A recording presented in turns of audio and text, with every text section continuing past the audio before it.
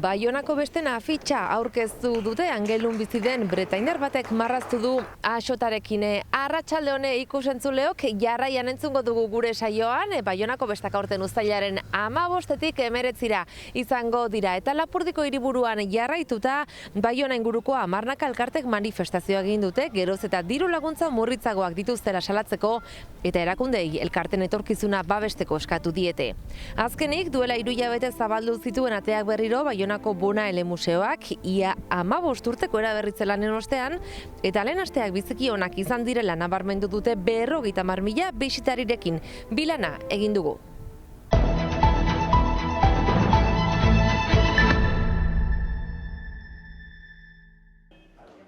Una hemen, Baionako besten afitxa, 2026ko ikurra, lehiaketan bortz proiektu, eta oberena, hause, Janik Tanguy, Angelun biziden grafista bretaindarrak egina.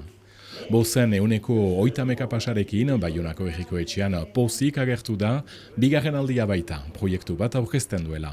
Gogotsu zen, espero zuen, baina nolako xapelketetan segulan ez da jakiten.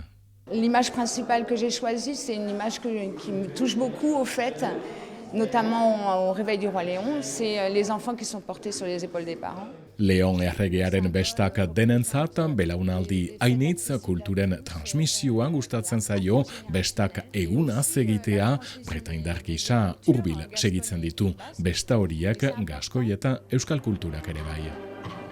Izkiak euskal atalburu batean daude, tipografia arek asmatu du, orain arte oihartzun onak ikusi ditu, oroz gainetik sare sozialetan, artistaren senarra ere pozik nora ez.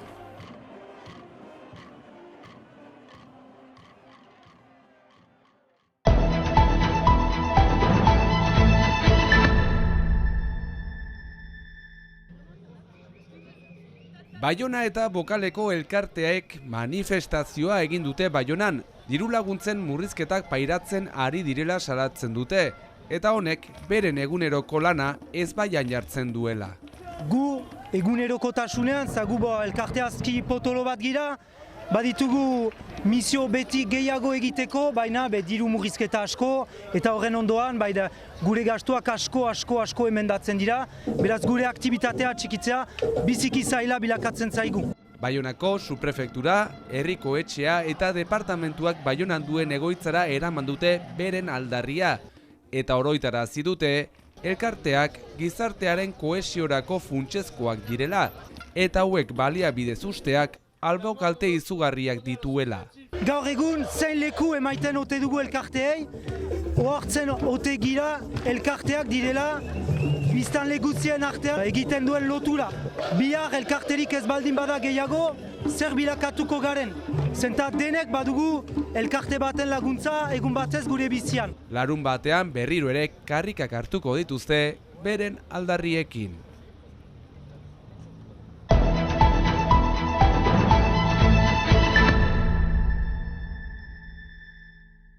Duela 3 hilabete zabaldu zituen ateak Baionako Bona Ele Museonek, eta gaurkoan komunikazio arduradunarengana hurbildu gara lehen aste hauen bilana egiteko. Beraz, Arantxa, nola pasatu dira lehen aste hauek? Bikain, loriatua gira, 50.000 pertsona deiagina dira gure bisitatzerat. Espero ginuen baino aize gehiago da, eta ordean baditugu hainitz emozione, badira jendeak museoa deskubritzen dutena lehen aldiko, badira ere horroitzen direnak beti lehengo museoaz, eta erraiten aukutena denak kanbiatu da, ez da deus kanbiatu ere bai, eta atxe maiten dugu beti maite ginuena hemen. Ordean, hainitz komplimentu, hainitz emozione, eta guru loriatuak gira.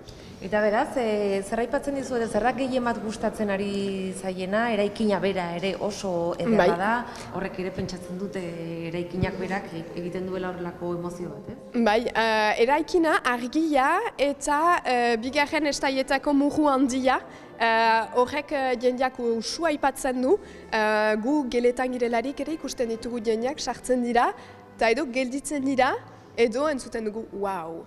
Eta ordean, kasik aldi guzi zibiltzen da, senditzen dugu mujuri biziki azkar dela jendearenako, gorputzen galeria ere oso gustatzen zaie, zenta da zerbait desberdina ez duguna usu ikusten, eta gainean Leon Bonaten erretratu handiak ere jendea azkar markatzen ditu. Bizirik dagoen museoa da, eraldatzen doa, eta hain justu orain berriro eraldaketa bat izanen du, kolekzio batzuk edo berrituko dira, beraz gauza berriak izanen dira 2026 urte honetan. Bai, museo bat da toki bizi bat, gauzak kanbiatzen dira, orduan badira obra berri batzu egiten duzu bezala arribatzen direnak.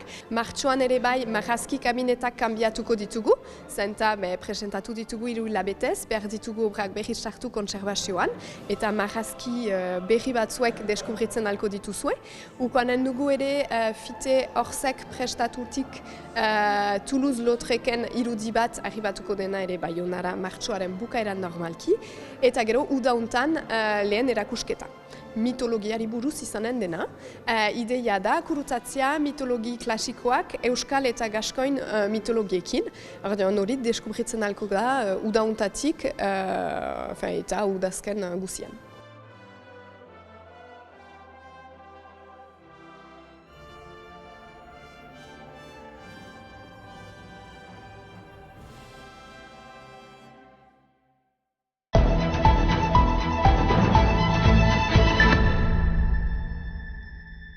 Eta pixkanaka ari gara gaurko iparraldearen orena amaitzen, gaurko saioa agurtzeko Baiona erdigunera etorri gara, hementxe gaude Baiona erdigunean, Errobi ibaiaren gainean, eta Ipar Euskal Herriko lurraldean barnako hitzordu ezberdinak eskainiko dizkizuegu ostiralero legez.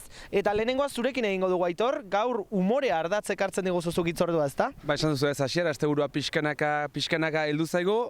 Eta korrika ere bai, gutxi falta zaio korrikari abiatzeko, eta honen inguruan badakizu urtero edo korrika urtea tokatzen den bakoitzean, hainbat korrika kultural eta kultura eta euskal kulturarekin lotutako hainbat ekimen egiten direla, eta horietako bat gaur bertan ez duik esan duzu bezala, humorearekin lotuta, itxasun izango du, Sanoki gelan 8:00 eta doainik Mariz Ugutiren ikusgarria edo Itzuli konpainiaren ikusgarria, irakurri egingo du bere pertsonaia, Adrian Berson Johnson pertsonaia itzuliko baitzaigu, ez dut beriti buruz gogoratzen, baina gogoratzekoa da egiten duen bakarrizketa, humorea esan duzu, baina baita ere ironia, pixka bat ere euskaldunok ditugun hainbat segurtasun nola kitzikatzen ditu, estatu batuetatik etorritako pertsonaia bat, esaten duena gutxi grabera zer egin beharko genuken gure kulturarekin, zen norabide hartu beharko genuken, pixka bat, baizu, gure kultura biziarazteko, eta baita ere ikuspegi ekonomiko batetik, eta ez horren beste beti ditugun romantizismo horretatik. Bueno, nik dut gehiegi aurreratuko, bai gomendioa bertara joateko, izugarrizko bakarrizketa bai da, merezi du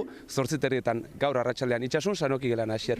Plan interesgarria beraz, Aitor, esan bezala, martxoan sartzear gaude, korrika badator, baina aipatu behar da ere, otsailean protagonista izan ditugun inauteriak ez direla amaitu, hain zuzen ere asteburu honetan badira zenbait hitzordu, libertimenduetan ala nola erreleboa Lapurditik Bizkaiara pasata, bihar Markina Xemeinen izango da, baina igandean berriz ere Ipar Euskal Herria etorriko da lekuko hori, eta hain zuzen ere Baigorrin izango dugu libertimendua, eta inauteriak ez dira bakarrik Baxenafarroan eta Bizkaian izango, Lapurdin ere izango ditugu, Hendaian hain zuzen ere bihar, goiz-goizetik kaleak alaitzera aterako dira, eta arratsaldean Kaneta portuan ikuskizun eskainiko dute.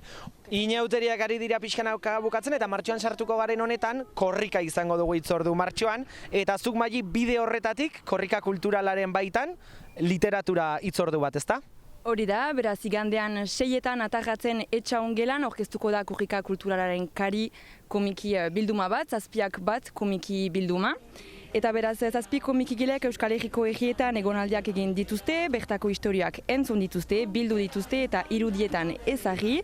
Errealitate horiek bilduz eta azkenan horrekin 7 historioko bilduma bat eginez. Eta polita dena horrekin da korrika kulturalaren kari liburu hau dela sortzaileen eta herritarren arteko zubi bat bezala, eta beraz, ze ongi den aurkezpen hori gure herritako historiak ezagutzen. Mil esker, Maili, ikusi duzuen bezala, otsaileko azken asteburu honetarako hainbat hitzordu Ipar Euskal Herrian, eta guztia esanik libertimenduen irudiekin agurtuko zaituztegu gaur. Mil esker, gu astelenean itzuliko gara, igandean astekaria izango duzue, eta bitartean asteburu ona izan.